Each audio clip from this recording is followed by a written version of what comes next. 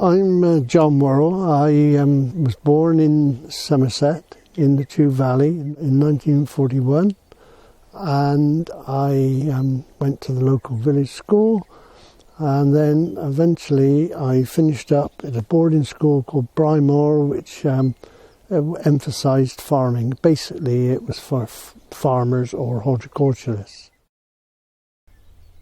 I went to work for Coat Cider in Nailsea, who just started up an orchard in Team to try and get more apples grown in Somerset. After about a year at Coat Cider, that's when I started actually doing the first lot of grafting. I eventually arrived at Bulmers, and I spent the next, from 1970 to 2005 working for Bulmers. Always in orchard in. When I retired in 2005, I started a nursery myself growing apple trees and pear trees. And now I'm just doing what I want to do, just looking at orchards here and there. And I always love talking to farmers. So I'm now here for the museum to try and give them some idea what they can do to resurrect these orchards that were planted in 1936, something like that. The varieties we're looking at here are Médaille d'Or, which is a French variety. It's a very, very high tannin, late cropping variety, very small apples. And when they got a big crop, the branches break out. They're very brittle. We're grafting a few trees to see if we can rejuvenate the growth and make it more practical. The easiest, simplest way is rind grafts, but they want to have an experience of cleft grafting.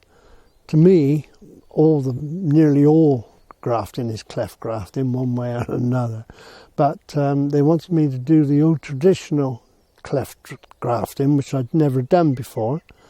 So I made a tool up from a bottle opener to cut down the branch to slit the grafts in. I'm glad I've done it because I've never done it before, but it's not done commercially anywhere because it just takes too long, too costly.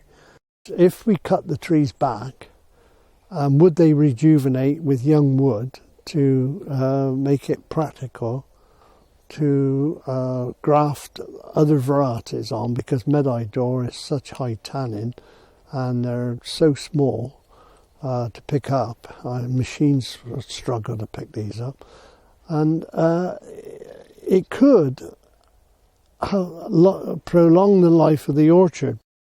If anybody is considering doing grafting, there's certain things you've got to acknowledge beforehand, otherwise you could finish up with a dead tree.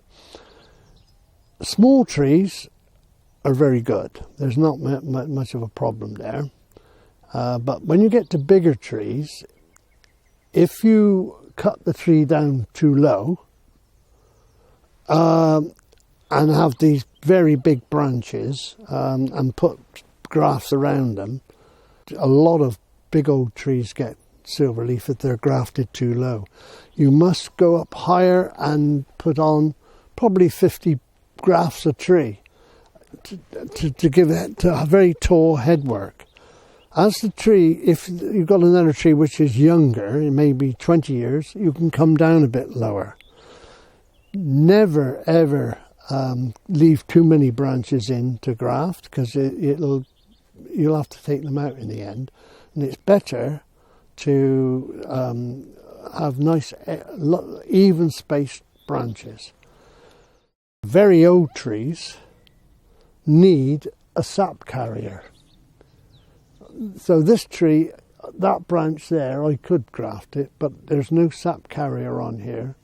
And you've got a root system, which is big, and all this sap comes up and it's got to go somewhere. Otherwise it starts to kill the tree. It dribbles out of the cuts.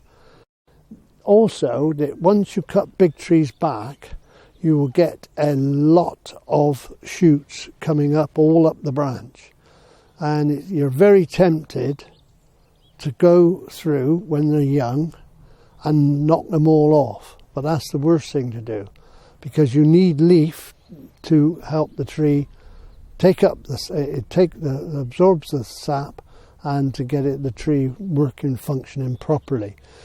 What you can do is, this would be in July, end of July time. You'd probably have shoots a foot long on the branches. You can thin them out, but you must leave some. And then as the grafts get bigger and bigger over the next 2 years, 3 years, you can take them all out. But you've got to have some branches there, otherwise you will get a lot of root suckers coming up from the ground, because that's where the energy is going to go, into the root, into the suckers, and they're a bit of a nightmare to get rid of.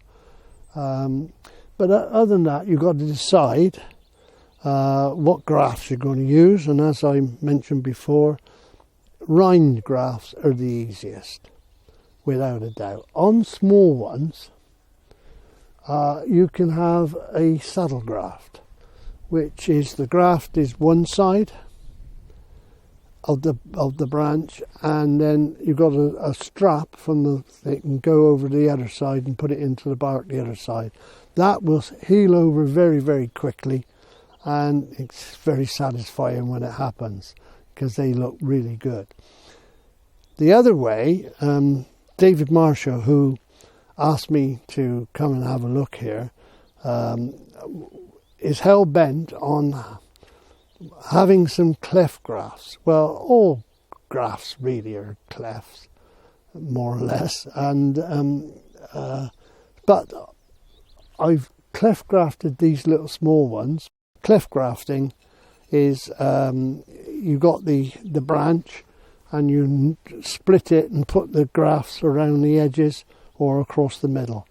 And I didn't have a tool, so I made a tool to do this, and I've sharpened this. It's a tin opener, and or a bottle opener, not a tin opener, sorry, a bottle opener. And I've sharpened the side there, and so what I do is I put it over the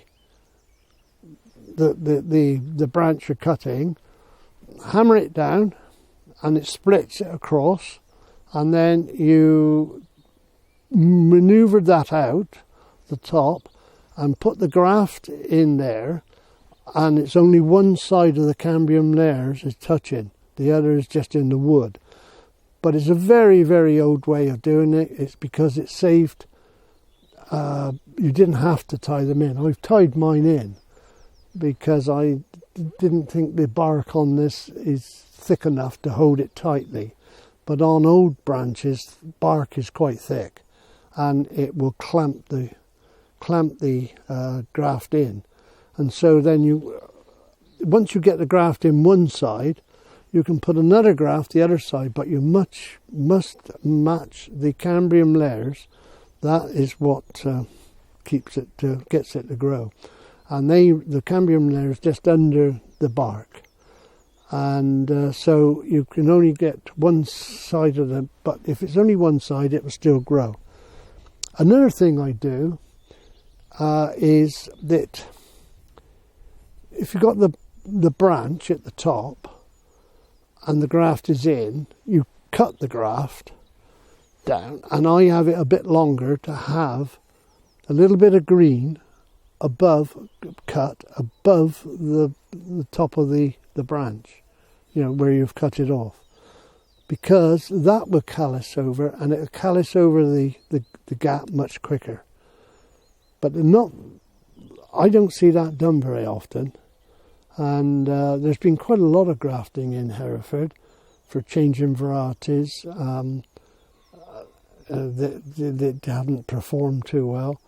And yes, it's younger trees, which is quite good, but don't leave that. But you've got to then seal all the. If I sealed this as well with a water-based bitumen paint.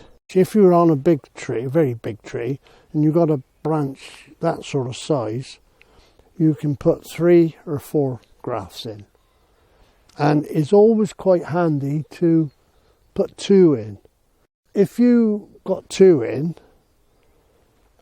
and one dies, it doesn't, you haven't wasted your time.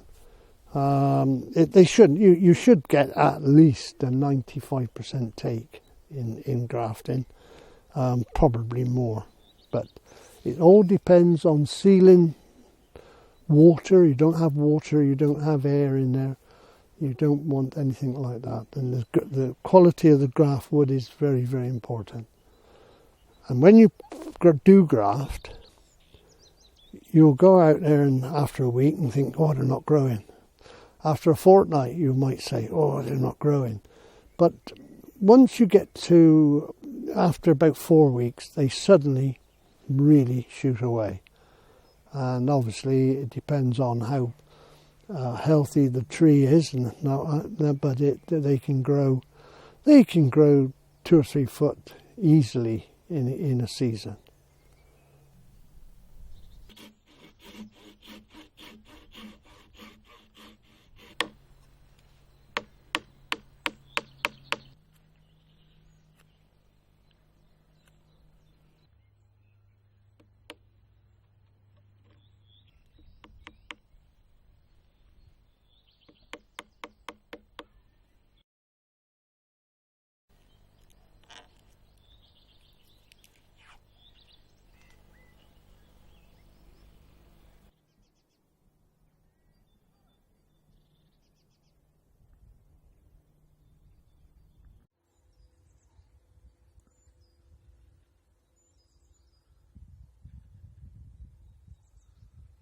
When I was in Somerset, there was an old standard orchard down at Kingston Seymour, and they were hollow trees, and all the tops, they were, God no, they were way, way over 100 years old, standard trees, and the tops are broken off, and new shoots have come up, and the farmer got me to graft these. They were totally hollow, the trunks, lots of them.